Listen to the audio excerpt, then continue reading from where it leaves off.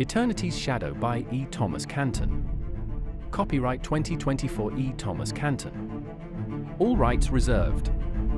No part of this book may be reproduced or transmitted in any form or by any means, electronic or mechanical, including photocopy, recording, or by any information storage and retrieval system, without written consent from the publisher. Credits. Voices by MURF.com. Sound effects from www.freesoundslibrary.com. And additional sound effects from www.zapsplat.com and pixabay.com. Music by www.zapsplat.com and IB Audio.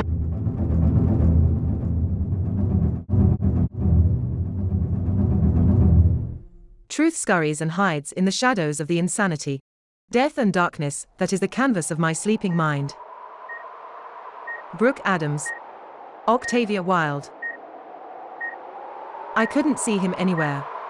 Peering into the black water, I ran along the desolate shore, trying to locate him among the ice floes. I spotted the minster, clawing his way onto a large sheet of ice as it raced downstream.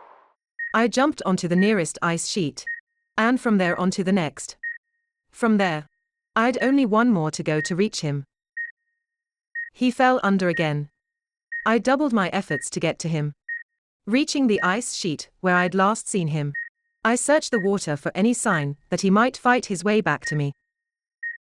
Seconds went by, but it felt like an eternity as I scanned the water but couldn't see anything. Nothing. He had vanished. A hand exploded out of the river and pulled me into the freezing water as I gasped for air. I snuggled into a warm, soft blanket, sinking my face deeper into a pillow. Electricity shot through every muscle in my body as I inhaled. The pain shot adrenaline through my system, waking me up with a start. I recognized the antiseptic smell that clung to the air. Opening my eyes, I saw the expected plastic bracelet wrapped around my wrist. Handwritten on the slim cardboard label under the plastic cover were the words Jane Doe. Deja vu. I breathed in the warm, moist air from the mask covering my mouth and nose. I looked down at my right arm. A tube routed blood out of me and into a hemodialysis machine. From there, it circulated in front of my heart monitor and back into me. I could feel the warmth as it re-entered my blanketed body. A nurse entered the room. Good morning. Morning, I said, trying to wake up. Where am I? He took my pulse. You're at City Center Health Center. You're lucky to be alive after what you went through. He set my arm down before preparing a syringe. Don't worry. We're only testing your blood glucose levels. Don't you need a baseline sample? You're a doctor? He asked. Physicist. Ah. Then why don't you leave the biology to me, physicist? He said with a kind smile as he took my blood. I'll let the healer know you're awake. She should be in soon. Thank you. He walked out of my room. As I lay there, I tried to remember what had happened, and tried to figure out how long I'd been in the hospital. No clue presented itself. Admittedly, my mind still rattled if I shook it hard enough. That nightmare. It seemed so real. I hope the minister is all right. An older lady entered. Her grey hair bounced to her lively walk. She checked my charts. How are you feeling? Could be better, I said. She looked up, smiling. I can imagine. Tired? I nodded. That's to be expected. She said. Okay, let's bring you up to speed. We've been checking your glucose levels every hour along with an ABG check, but I'm going to cut back on that now. You don't seem to have issues with oxygenation or ventilation, and your electrolytes seem fine. I also ordered a screening for ethanol, but that turned up nothing. Although, I'll be honest with you, we were concerned about heart arrhythmia when we first started warming you. You almost had a coronary. Do you have a history of heart problems? Yes. Good to know. What's your name? Brooke Adams. How long have I been here? 5 days. Not uncommon for someone with extreme hypothermia. You also have 2 bruised ribs, and a badly bruised humerus in your right arm that's even worse than your ribs. When can I leave? It'll be a couple more days. She thought for a moment. Out of curiosity, what does ostomer demoma metromazi parvaltitoma curicato mean? I looked at her. When they brought you in, you kept repeating it. Wow. I must have been out of it. You were, but you were responding at least. You're stronger than you look. I shrugged. Gibberish. Sounded like a language. I only know this language. Eustama demoma metromazi parval titoma curicato. I pronounced the words with care. She nodded, telling me that a journal and some electronic thing lay underneath my clothes on the table next to me. Oh, I need that, I said. She smiled as she retrieved it for me. I'm afraid it's seen better days, she said, placing the gizmo thingy in my eager hands. It's okay. What's important is on a USB key buried inside of it. It should still work. I spent most of the next day extracting the USB key from the devastated carcass of the gizmo thingy. The inside of the device had decomposed into an electrician's nightmare of shorted circuits, waterlogged wiring, and even a few. How did that get in theirs? I hoped the USB had survived what I'd put it through. I gave it a close inspection after exhuming it. On the outside, at least, it appeared to be in decent shape, but I wouldn't know for certain until I could plug it into a computer. The rest of the next 2 days passed in quiet solitude.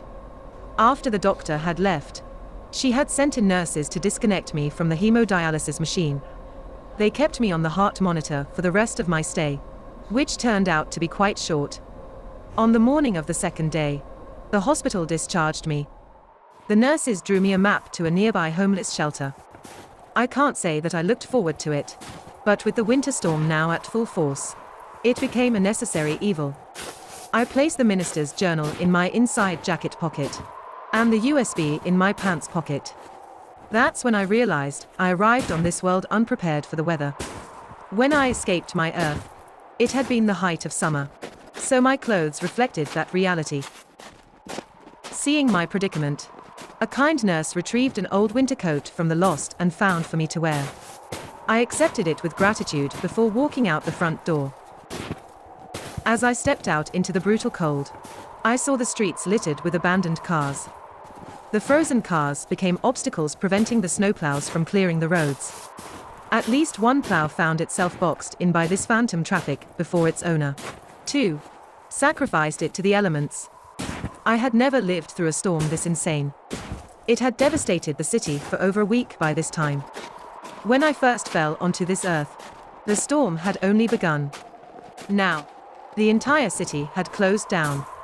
By the time I turned the corner only a block away, I could no longer feel my feet as they struggled through the brown snow. No matter which direction I turned, I forever walked against the blistering wind. Trying in vain to shelter my face from the cold, I glimpsed myself in a store window. My face blistered as red as a sunburn. I dug my hands further into my pockets, but it didn't help. My fingers were already numb. The shelter lay in the middle of the next block. Seeing the sign announcing its location renewed my determination. I fought my way forward, minute by minute, second by second, and step by step. Almost through sheer will, I forced myself through the shelter's doors and into the warmth. Someone placed a blanket over my shoulders and gave me a hot cup of coffee. I always hated the taste of coffee, but I loved the heat warming my hands. It took a while for my fingers to feel it, but it felt so good. A woman there said that the storm had pushed their resources to their breaking point. On hearing this, I volunteered to help at the shelter while I decided what I should do next. She proved grateful for the offer, telling me we would talk more the following morning. That night, I had dinner in the cafeteria down the hall from the main entrance. They served hot soup, potatoes, and boiled vegetables. The room assigned to me was sparse, but warm. Before calling it a night, I wrote my experiences in the minister's journal, continuing his chronicle of our adventures, and filling in the gaps that he didn't know about or didn't witness. My drooping eyelids forced me to give it up for sleep after a few hours. The bed beside me remained empty as I slipped off into unconsciousness. The nightmare came again. A hand exploded from the water's surface and grabbed me. As it pulled me under the ice-cold water, I looked down to the hand, along the arm and shoulders to see the minister's face. His rotting corpse fell deeper into the black depth of the river as it transformed itself into the cloud of darkness. He fell into the cloud, and I couldn't save him. I woke at 2 a.m. with a cold sweat dripping down my face. My eyes opened to see two women sleeping on the floor. On the bed opposite sat an older woman rocking back and forth on the side of her bed, talking to herself. She had taken my pillow while I slept and now hugged it in her arms. My hand slid down my leg, stopping only when I felt the USB in my pocket. I closed my eyes and went back to sleep. Eustama demoma metromazi par val titoma curicato. I shivered myself awake in the morning. Something had knocked the electric heat off or unplugged it. Where'd my blanket go? Looking at the opposite bed, I realized that the woman had taken my blanket while I slept. Seeing me look at her, she glared at me. I checked my pocket for the USB as carefully as I could. I didn't want her to know I had anything of value on me. That would be inviting trouble. And I didn't want to risk losing the information on it. It still sat in my pocket. I put on the coat and got up. During the night, the power had gone out, and no one seemed to know when it might come on again. So much for checking my USB. I had a cold breakfast and looked outside. The storm had cleared. And when it cleared in less than a single week. I've experienced nothing like it before in my life. Freezing temperatures turned to stifling humidity in such a short time. Huge mounds of snow melted so fast that massive flooding caused the subway tunnels to run like saws under the city, while the actual saws backed up over the streets. Our shelter stood near the top of a small hill, so the flooding wasn't as bad, but we still had to evacuate for a couple of nights. Like most residents who had nowhere to go, I took to sleeping on the high ground of the local cemetery. As I stood there that night among the ruins of gravestones, I saw fires burning throughout the city below me. First responders struggled to navigate emergency vehicles through the flooded streets. The overwhelmed water treatment plants along the lakeshore shut down, allowing the lake to become contaminated with expired medications, human waste, and God only knows what else. Dysentery victims overran the hospitals. Businesses closed, and homes were abandoned before their owners fled to dry land further from the lake. Looters took advantage wherever they could as if the police hadn't enough on their plate. The provincial militia were called in to help, but it would be days for them to arrive. As I lay among the tall green grass, I wondered how I could make a life in a world on the verge of collapse. Overcome with anxiety, I couldn't sleep, and so I stared at the blackness above me. With the power out, the sky came alive with starlight. It had been forever since I'd seen so many stars. I became transfixed and counted each flickering light until I drifted off,